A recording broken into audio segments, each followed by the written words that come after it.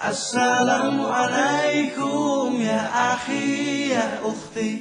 Assalamualaikum ya akhi ya ukhti.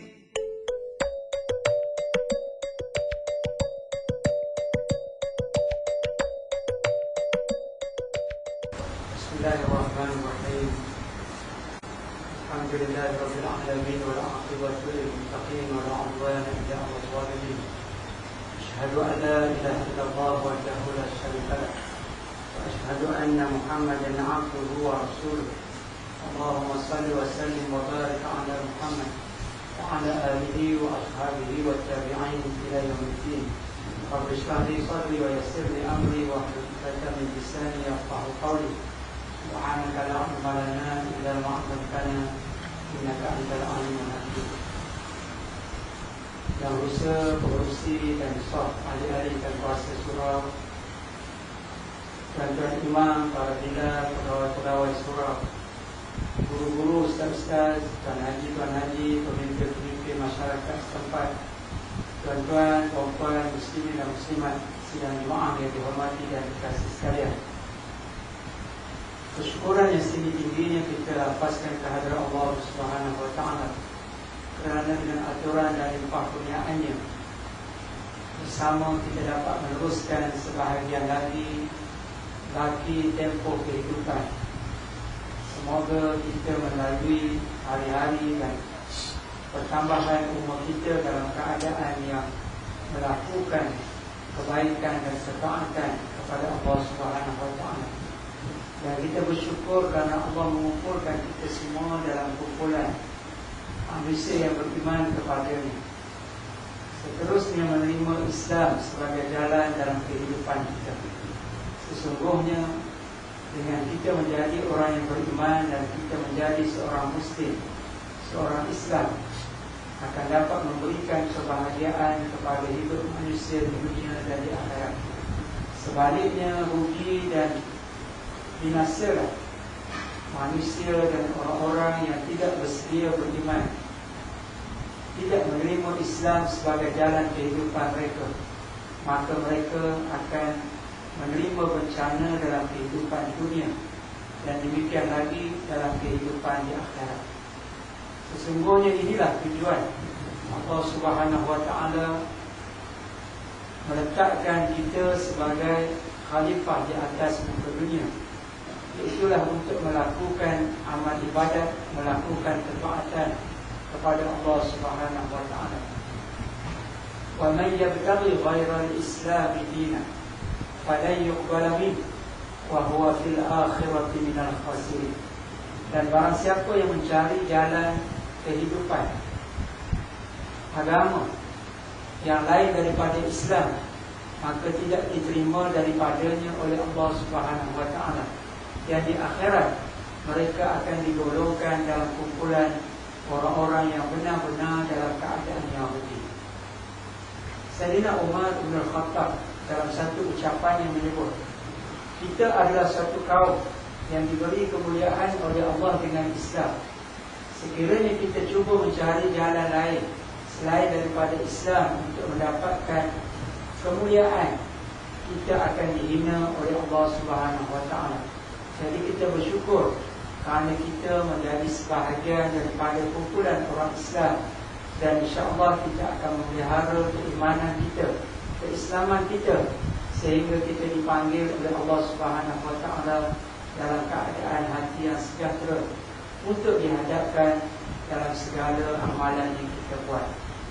Sebahagian daripada perkara yang disebut perkara yang ghaibiyat, perkara yang tidak dapat dilihat dengan mata, perkara yang gaib, iaitulah yang merupakan sebahagian daripada keimanan.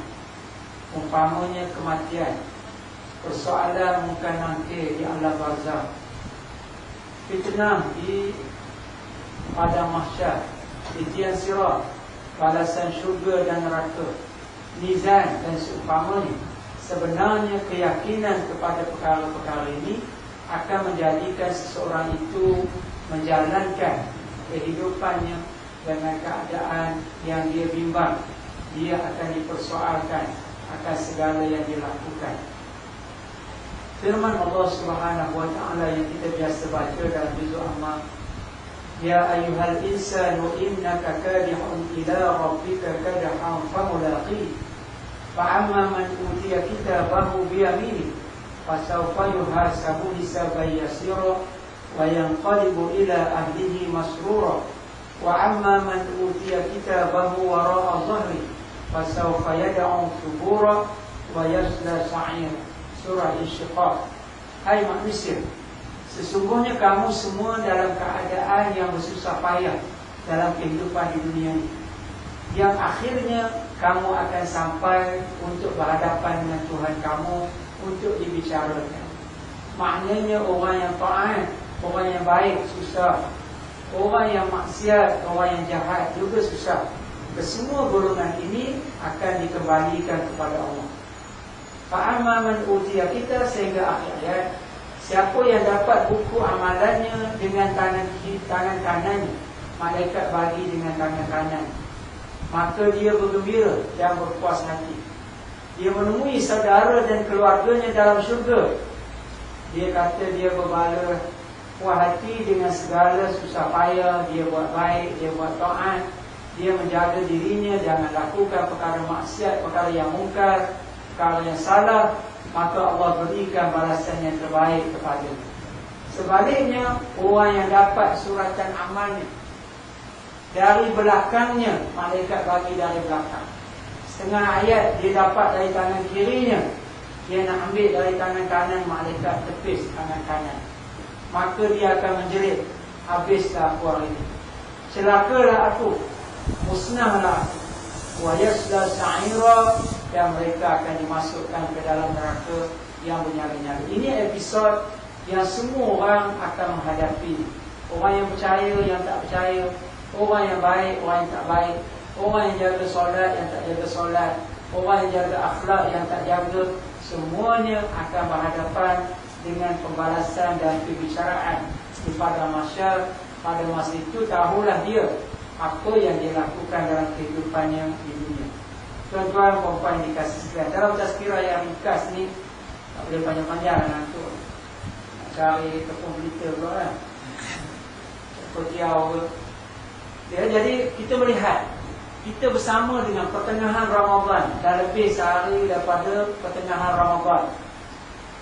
Alhamdulillah kepada siapa yang telah menyempurnakan kewajipan puasa Ramadan sebagai sebahagian daripada kewajipan. Dan bukan sahaja yang demikian, tetapi juga menghidupkan malam dan siang Ramadan ini dengan amalan-amalan sunnah yang terbaik, yang akan mendapat kebaikan kepada siapa yang berlumba-lumba bagi mengisi dan melakukan amalan-amalan yang terbaik. Dalam satu tulisan seorang ulama, seorang da'i pendakwah Pakistan yang terkenal, Maulana Farid Jamil, dia tulis satu risalah bertajuk Ramadan dan Penghayatannya. Risalah yang panjang. Kita ambil satu tajuk kecil yang dia tulis, iaitulah golongan-golongan yang disebut golongan yang rugi dengan kehadiran Ramadan. Satu tajuk yang unik, yang pelik. Sepatutnya Ramadan datang ni memberikan keuntungan. Semua orang tak sabar nak jumpa Ramadan supaya dia dapat tingkatkan amalan, supaya dia jadi orang yang lebih takwa, supaya dosa dia diampunkan. Tetapi ada rupanya sebahagian daripada manusia Islam yang rugi walaupun Ramadan datang dalam sebahagian dari hidupnya, ya? Yang pertama, secara ringkas, orang yang rugi dengan kedatangan bulan Ramadan ni ialah orang yang tak suka dengan kehadiran Ramadan, yang tak gemar dengan kedatangan Ramadan. Saya orang kampung Gajah, orang Barat, dia tak gemar sebut, ya? Yang tak suka dengan kedatangan Ramadan, walaupun dia tak sebut, tetapi dalam hati dia, dalam domain dia tak seronok. Kadang-kadang dia lafazkan dengan lisan, sudah datang bulan puasa, balik baru lagi puasa-puasa. Itu makna tak apa suka tu, kan? Jadi yang demikian dia rugi, kerana dia tak dapat fadilah Ramadan. Sedangkan pada bulan Rajab, pada bulan Syaban, kita berdoa supaya Allah Ta'ala memberikan keberkatan kepada kedua-dua bulan ini untuk diri kita. Dan Allah sampaikan umur kita kepada bulan Ramadan untuk kita menemui dan beramal dengan segala fadilah kelebihan yang ada pada Ramadan. Tapi golongan yang pertama yang rugi ni, dia tak suka dengan kehadiran Ramadan. Sebab perkara-perkara yang biasa dia buat, yang sesuai dengan nafsu dia, yang sesuai dengan kesukaan dia, dia tak dapat buat. Tak boleh makan minum, kena dahaga. Tak boleh buat perkara-perkara yang dia selalu buat pada bulan tak puasa. Jadi agenda Ramadan, kewajipan Ramadan, tanggungjawab Ramadan ini tidak begitu disukai dirinya. Na'udzubillah, kita jangan termasuk golongan rugi yang pertama yang tak suka dengan Ramadan. Sebaliknya kita nak Ramadan. Jadi macam sahabat yang bila menghujung Ramadan, di penghujung Ramadan mereka menangis mengalirkan air mata kerana sedih hilang fadilah Ramadan. Ini yang pertama, ya.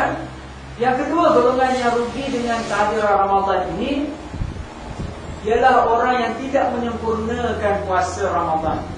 Satu daripada agenda utama Ramadan ialah ya ayyuhallazina amanu kutiba alaikumus shiyamu kama kutiba alal ladzina min qablikum la'allakum tattaqun. Kita semua tahu maksud kewajipan puasa. Kutiba alaikumus shiyam, difardukan ke atas kita berpuasa. Jadi puasa ni pula dapat la'allakum tattaqun, dapat kita jadi orang yang lebih takut, lebih baik, lebih takwa di sisi Allah. Siapa yang puasa betul-betul, Quran sebut orang tu akan jadi lebih takwa, akan jadi lebih baik. Hadis sebut man shoma ramadhana imanan wa ihtisaban ghufira lahu ma taqaddama min dhanbi. Siapa yang puasa Ramadan dengan iman dan dia benar-benar mengharapkan kepada Allah, menerima puasanya, amalannya, ghufira lahu ma taqaddama min dhanbi, Allah ampunkan dosa yang telah lalu. Hadis kata ampun dosa, Quran kata jadi lebih takwa. Puasa yang bagaimana yang dapat dua-dua martabat ini. Jadi orang yang rugi ni ialah orang yang memikirkan bila dia puasa Ramadan, dia hanya tak makan, tak minum, tak melakukan hubungan kelamin, tak membatalkan puasa dari segi fiqh. Tetapi dari segi diri dia, panca indera dia, dia tidak menjaga. Jadi maksud puasa ialah menahan diri, bukan menahan perut. Kalau tak makan, tak minum ni ramai. Budak-budak kecil yang 5 tahun, 6 tahun pun yang tak wajib puasa, dia tak tinggal, dia tak batalkan puasa dia. Ada orang bukan Islam, Cina, India kadang-kadang dia belajar puasa juga. Bangun sahur, makan, dia nak rasa macam mana orang Islam dia puasa. Dari maghrib sampai, dari subuh sampai ke maghrib. Jadi maksudnya, kalau namanya menahan makan minum ni, semua orang mampu. Yang susah ni ialah menahan panca indera ni, mata dan penglihatan dari melakukan perkara yang mungkar. Telinga dan pendengaran dia jaga, dia puasa, jangan bagi dengar perkara-perkara yang lara. Mulut dan perkataan dia, walaupun dia ni jenis suka bercakap yang tak elok, suka mengumpat, suka mengadu domba, tapi bila datang Ramadan, dia jaga, dia risau puasa dia. Ini keadaan macam ni, barulah insya-Allah puasa dia ada makna. Tapi kalau dia tak makan minum je, yang lain semua tak puasa, dia hentam juga. Dia memang setiap persatuan mengumpat kat Simpang Bulai ni, dia teruskan juga jawatan tu, aktiviti dia. Maknanya puasa dia tak ada makna, tak dapat pahala, walaupun dia tak payah qada puasa dia. Kam min sha'imin laisa lahu min siyamihi illa ju' wal 'atash. Ramai orang yang puasa, ramai benar orang yang puasa, tapi tak dapat apa-apa dari puasa. Apa tak dapat? Tuan-tuan tahu lah apa tak dapat? Tahu kan? Apa tak dapat? Melainkan lapar dan dahaga. Kerana apa? Kerana dia tak puasa penglihatan, pendengaran, kaki tangan dari melakukan perkara. Jadi golongan rugi yang kedua ialah orang yang puasa Ramadan tetapi tidak berazam bersungguh-sungguh, tidak dia jaga betul-betul puasa ni supaya benar-benar mendapat makna di sisi Allah Subhanahu Wa Taala. Yang ketiga, orang yang rugi kata Maulana Farid Jamil ini ialah orang yang bila datang Ramadan, dia fikir dia dah selesai bila dia puasa, yang lain dia tak buat. Ini golongan yang rugi juga. Kewajipan puasa betul, tak dapatlah taklah berdosa dia tak tinggalkan puasa, dia puasa betul. Tetapi rugi kerana apa? Dia tak dapat kelebihan Ramadan ni. Bulan Ramadan ada solat sunat tarawih seperti yang tuan-tuan buat. Ya. Tahniah pada tuan-tuan yang tak tinggal lagi tarawih. Malam ni malam 18 kan? Dapat 19 dah. Malam 19 dah. Jadi dah 19 hari 19 kali kita tarawih, ya. Jadi ada 9-10 hari lagi, jangan tinggallah. Janganlah bincang dengan isteri kita malam 24 esok kita tak tarawih dah, ya. Mana kita? Kita cari kuih raya dengan baju Melayu, kan? Balik boleh tarawih. Tak adalah kalau tak pergi surau, tak tarawih dah, kan? Terus sampai subuh lah. Janganlah plan macam tu, ya. Rugi. Sepatutnya dia tak akan tinggalkan. Bukan saja tarawih, kita ada solat sunat-sunat yang lain, ada witir, ada tahajud, ya? Ada tasbih, ada taubat, ada hajat. Ini semua kita lakukan. Tadi dalam sunat tarawih kita baca wa minal laili fatahajjat bihi nafilatan lak asa ay yab'asaka rabbuka maqaman mahmuda. Pada sebahagian malam bangunlah, ya, untuk melakukan solat tahajud. Ini ayat tentang keutamaan solat tahajud, ya, sebagai amalan tambahan bagi kamu. Maknanya amalan sunat, tak wajib tahajud ni, bukan fardu macam sembahyang 5 waktu. Supaya nanti kamu akan menghadap Allah dalam keadaan kamu lebih, maknanya lebih dalam keadaan yang mulia, lebih terpuji, ya, lebih baik kita berhadapan dengan Allah Subhanahu Wa Taala. Siapa yang bangun bulan Ramadan, lebih lagi lah kelebihannya. Kita ada Al-Quran, membaca, tadarus, mentadabbur, memahami isinya, ya, maknanya Quran. Tak kira lah kita buat satu bulan satu khatam Quran ke 2 kali ke 3 kali ke, ini bulan yang diganjari amalan yang banyak. Menghidupkan malam-malamnya. Bukan sahaja seperti Tuan Imam kita baca Lailatul Qadri khairum min alfi syahr. Malam, untuk malam qadar ni kita tahu lebih daripada kelebihannya, fadilahnya lebih daripada 1000 bulan, lebih daripada 83 tahun. Kita mati 65, 83 tahun amalan kalau kita dapat sekali satu malam tu, ya. Ini kelebihan-kelebihan yang ada. Jadi pada waktu siang bukan sahaja kita jaga puasa, tapi kita boleh melakukan amalan-amalan yang lain. Kita disuruh ringankan tangan kita, murahkan rezeki kita supaya kita dapat berkongsi dengan saudara-saudara kita yang susah, yang diuji oleh Allah, dan banyak lagi. Jadi kalau orang menganggap Ramadan ni sudah selesai dengan dia puasa je, dia golongan yang rugi, ya. Maknanya dia setiap minit, setiap jam, setiap masa Ramadan ni siang dan malam dia tak lepaskan, ya. Tidur pun dapat pahala, Ustaz, katanya. Betul lah. Kalau tidur pun dapat pahala, apatah lagi kalau dia buat amalan-amalan yang lain, maka dilipat gandakanlah amalannya. Jadi jangan tinggal keadaan demikian. Janganlah perkara-perkara yang tidak begitu penting sehingga kita meninggalkan perkara-perkara utama. Siapa buat amalan yang sunat dalam bulan Ramadan ini, Allah bagi dia pahala seperti dapat pahala amalan yang wajib. Tuan-tuan datang sembahyang subuh besok, lepas muazzin azan kita sembahyang sunat fajar 2 rakaat, dapat pahala seperti sembahyang subuh. Amalan yang fardu, Allah bagi gandaan 70 kali gandaan. Ini bulan Ramadan. Itu sebab fastabiqul khairat, orang datang berlumba-lumba datang Ramadan ni, ya. Jadi maknanya kita jangan golongan rugi yang ketiga ini, yang fikir bila Ramadan puasa, lain tak ada apa. Jadi ini rugi, ya. Kita tak tahu jumpa lagi ke. Selalu orang sebut, anggaplah Ramadan ini Ramadan yang terakhir, supaya kita rasa rugi, ya? Tak tinggalkan. Nak tinggal tarawih sekali rugi, nak tinggal Quran sekali rugi, ya.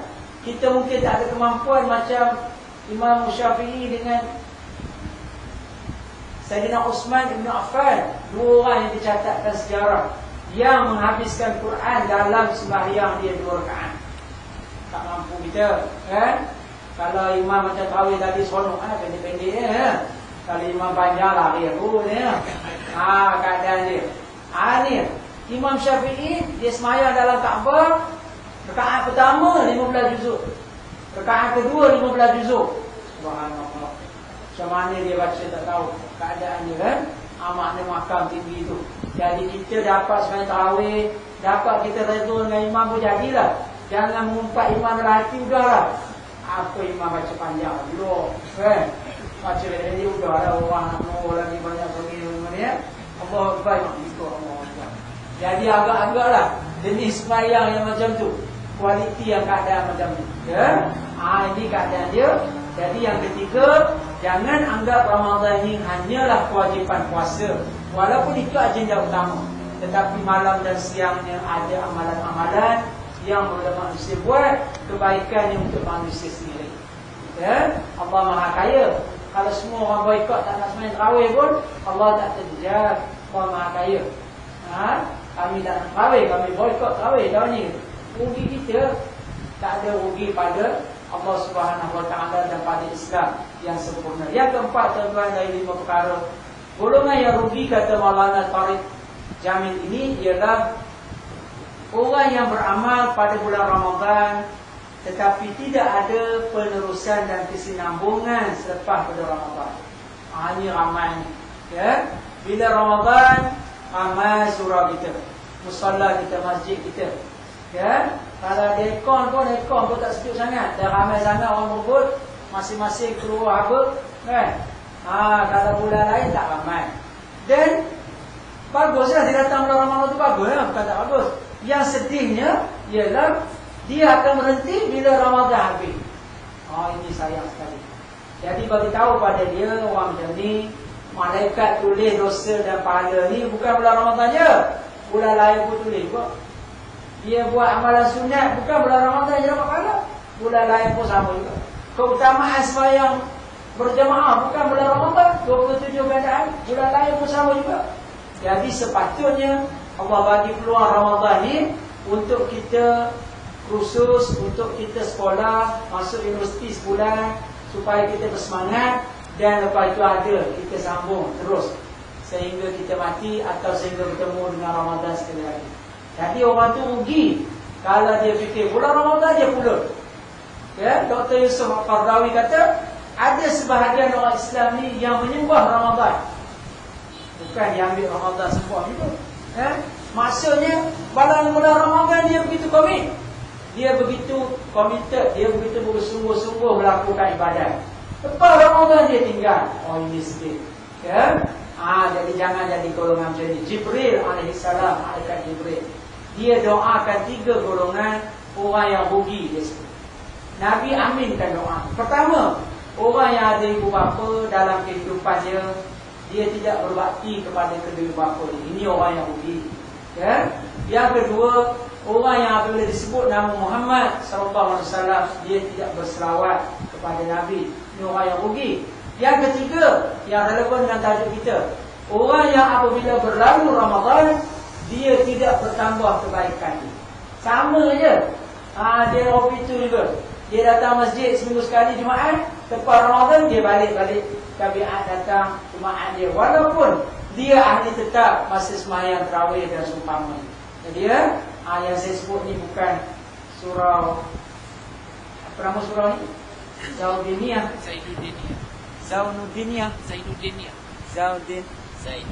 Zainuddiniyah. Di Simpang Pulai ni. Ini tempat lain lah.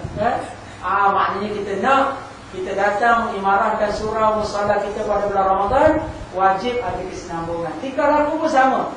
Kalau pada puasa kita jaga mulut, jaga mata, jaga telinga, jaga kaki tangan, selepas Ramadan kita nak teruskan keadaan itu. Yang kita tak teruskan puasa je, puasa Ramadan je. Yang lain kita wajib teruskan dari segi menjaga akhlak, dari segi amalan sunat dan seumpamanya ya. Kalau bulan puasa kita boleh bangun setiap malam, kita bangun beberapa rakaat sebelum sahur, kita beberapa rakaat. Ini sepatutnya kita teruskan selepas pada Ramadan ya. Walaupun kita tak puasa tiap hari, mungkin kita puasa seminggu sekali atau sebulan 2 hari, Senin Khamis kita ambil minggu pertama. Tetapi siapa yang buat amalan ni walaupun sedikit tetapi berterusan, maka dia dapat halawah iman, kemanisan iman pada dia ya. Jangan dibuat yang mulai sekali tak tidur langsung, lepas tu bila pula tahun depan Ustaz Ini bukan. Ini satu yang merugikan. Mesti ada kesinambungan. Ada seorang pendakwah yang berdakwah di sempadan Israel, di Jordania, dekat dengan Israel yang sekarang ni kita tahu saudara-saudara kita diuji di Gaza, di Palestin. Pada masa aman ada tentera Israel yang berkawan. Jadi mereka sembahyang subuh, kumpulan Islam kita ni. Ada seorang pemuda dia datang ke kemah, dia datang ke masjid, tengok masjid. Dia tengok, dia lari. Jadi orang panggil dia, tak panggil dia. Kamu tengok apa? Tanya pada tentera Israel. Dia kata dalam guru-guru kami bagi tahu, dalam kitab-kitab kami bagi tahu, macam mana ramai orang Islam sembahyang subuh, kalau kuantitinya sama dengan orang yang habis sembahyang Jumaat, masa itu habislah kami. Masa itu habislah Israel. Ini keadaan. Masa itu tewaslah Zionis Israel. Jadi ini satu mesej kepada kita. Maknanya jumlah orang ni, kalau dalam bulan Ramadan ni boleh ramai, macam ni juga bulan yang lain, satu kekuatan pada orang Islam. Kalau sembahyang maghrib dengan sembahyang subuh sama ramai, satu kekuatan pada orang Islam. Kalau sembahyang Jumaat dengan sembahyang subuh sama ramai, subhanallah. Maknanya ini kekuatan pada orang Islam. Maknanya dari segi itu. Jadi kita lihatlah, adakah kita melakukan ibadat ni kerana adat, kerana orang lain buat, atau kita betul-betul faham ini adalah tuntutan agama Allah Subhanahu Wa Taala. Yang ketiga, yang kelima, yang terakhir daripada kita sebutkan golongan yang rugi ini, ialah orang yang memisahkan amalan Ramadan dengan keseluruhan sistem hidup Islam. Dia fikir bila dia dah puasa, dia dah tarawih, dia tengok fadilatnya pula, kelebihannya, jadi dia tak ada buat yang lain. Ini satu kesilapan yang sangat besar. Udkhulu fi silmi kafah. Kamu masuk dalam Islam ni keseluruhan, semua sekali. Jadi maknanya dalam keadaan ini, antaranya kita menunaikan tuntutan supaya menghubungkan silaturahim, membantu saudara-saudara kita. Ini sebahagian daripada agama. Ara'aita allazi yukadzibu bid-din, fadzalika allazi yad'u al-yatim wa la yahuddu 'ala ta'amil miskin. Kamu tahu tak orang yang mendustakan agama? Dia kata dia beragama, tapi dia bohong. Sebenarnya itulah orang yang tidak berbelas kasihan kepada anak yatim, tidak menganjurkan untuk beri makan kepada orang yang miskin. Ini satu contoh. Maknanya kita yang Allah Ta'ala bagi rezeki, keadaan dia, dari segi fiqh kita ni kaya semua. Kalau saya suruh angkat tangan, siapa orang kaya? Dia tak angkat tangan, kan? Kaya mana kaya dah, kita tak boleh bayar lagi. Bukan. Kaya dari segi fiqh ni mana kalau pendapatan kita sehari cukup untuk kita makan, ada lebih sikit daripada itu, mana kaya? Wajib bayar zakat fitrah. Kalau belanja sehari RM10, pendapatan RM6, itu miskin. Kalau tak ada pendapatan, itu fakir. Boleh minta zakat. Jadi kita semua ni kaya. Jadi kongsilah sebahagian daripada kekayaan kita tu kepada saudara-saudara kita yang susah. Yang terutama sekarang ni ialah yang satu akidah dengan kita di Gaza, Palestin. Sehingga semalam 190 lebih yang dibunuh, kita harap mereka gugur sebagai syuhada. Wanita, kanak-kanak. Ini bukan peperangan antara tentera dengan tentera. Dia pergi serang kawasan perumahan, dia pergi serang budak-budak, dia pergi serang sekolah. Ini kezaliman yang tak ada dapat dibandingkan. Yang kita mampu, kita doa, kita kunut nazilah, semua orang mampu. Ramadan datang pula. Jadi bila kita bangun malam, pasal kita nak sahur apa semua tu, ini antara waktu yang sangat utama untuk kita berdoa kepada Allah Subhanahu Wa Taala. Ini semua orang mampu. Orang ada duit boleh buat, orang tak ada duit pun boleh buat. Siapa yang ada kelebihan dari segi harta benda, tolonglah. Kalau saya bagi RM20, Ustaz, tak apalah. Ini yang kita mampu. Apa yang kita boleh bagi. Ini keadaannya yang sepatutnya. Jadi bila keadaan ini datang dalam bulan Ramadan, Allah Ta'ala nak uji kita dalam kita senang dan sukama. Jadi kita akhirkan dengan satu kisah ringkas zaman Nabi SAW yang dibaca oleh tuan imam kita dalam solat witir tadi. Wal tuksiruna al-hayat ad-dunya wal akhiratu khairu wa abqa. Bahkan manusia ni lebih mengutamakan kehidupan dunia, sedangkan kehidupan akhirat sifat dia kekal, sifat dia lebih baik dan lebih kekal. Ya, ayat ni kalau kita belajar kitab asbabun nuzul, sebab-sebab turun ayat. Ya, ayat ini mengisahkan ada dua orang sahabat yang tinggal berjiran. Dia duduk sebelah-sebelah. Ya, A dengan B kita nama. A ni ada pokok, satu pokok buah, dan sebahagian dahan dia, ranting dia masuk ke kawasan jiran dia. Biasalah pokok, walaupun batang dekat sini, dia pergi sebelah sini. Dan pada musim buah, ada buah-buah yang putih, yang muda, yang masih muda, jatuh ke halaman jiran dia, kawasan jiran. Dan anak jiran dia ambil, anak jiran dia makan. Ini benda kecil lah, tak ada apa. Ya, dari segi akhlak kita ni, kalau kita ada pokok macam tu, kita sebenarnya kena beritahu kepada jiran. Yang mana yang belah sana, ambil kan? Ini dari segi Islam, dari segi akhlak. Ini pula dah jatuh, putih pula, muda. Ya, rupanya peristiwa ni besar. Macam mana jadi? Rupanya peristiwa ini tidak disenangi oleh orang yang punya pokok ni. Dia sebutlah benda-benda yang tak, kamu tak pandai jaga anak, pasti kita, anak kamu panjang tangan lah, mencuri lah, dan sebagainya. Sehingga susah hati sahabat ni, yang B ni, dia mengadu kepada Nabi SAW. Ya, ada Nabi tak apa, ngadu kat Nabi tu. Jadi dia ceritakan senario yang macam ni. Jadi Nabi kata, bagi tahu pada kawan kamu tu, pada jiran kamu tu, kalau dia ikhlas, dia redha, dia rugi sikit dia daripada buah dia tu anak makan, Allah Ta'ala akan gantikan untuk dia pohon-pohon dalam syurga. Ini Nabi yang janji. Ya? Muhammad SAW yang tidak bercakap berdasarkan kepada nafsunya, hawa nafsu. Maknanya kalau dia betul, ini peluang untuk dia masuk syurga. Jadi sahabat ni seronok.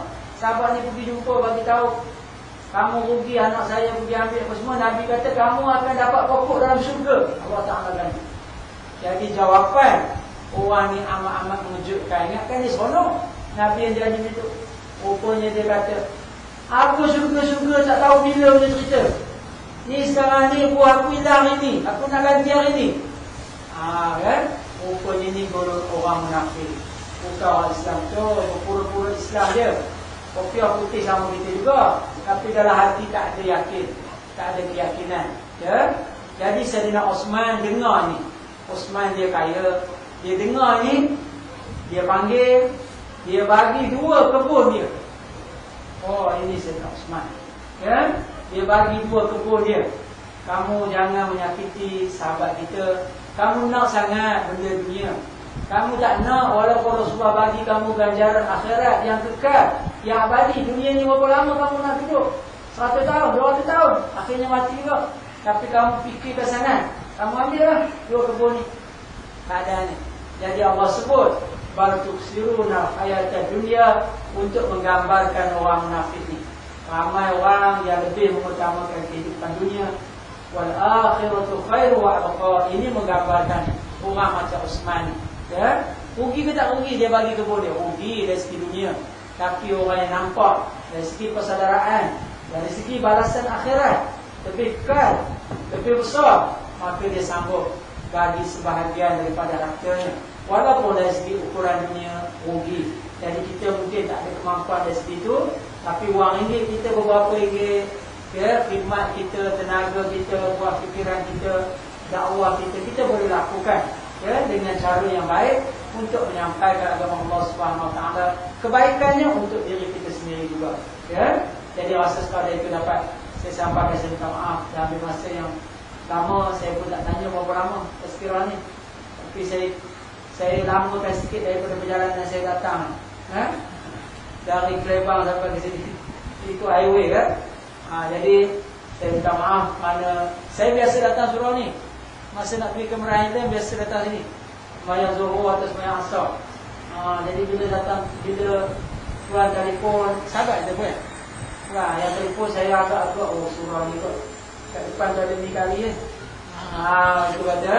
Jadi saya biasa sembahyang kat sini kata, rupanya hari ni nak bertemu dengan jemaah sini dan dapat berkongsi sikit sebanyak untuk menyampaikan tazkirah. Jadi yang baik, yang sempurna dari Allah Subhanahu Wa Taala, salah silap dari kelemahan saya sendiri. Wallahu a'lam.